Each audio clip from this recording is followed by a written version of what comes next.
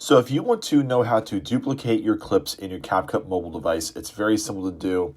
You can do the same thing on the CapCut on the computer, but I'm going to show you on a mobile device. So go ahead to your CapCut, and you can either make a new project or select a previous project that you want to mess with. So I'm just going to pick a project that I have here.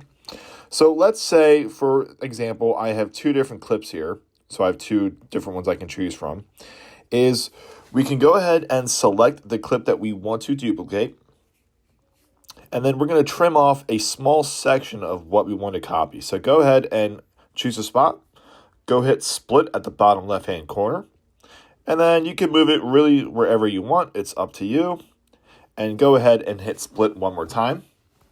So now what we need to do is select the clip that we just took apart, and we're going to duplicate it. So at the very bottom, you'll see a menu here, and you have to swipe over until you find duplicate. It's important to make sure that you have the right clip selected.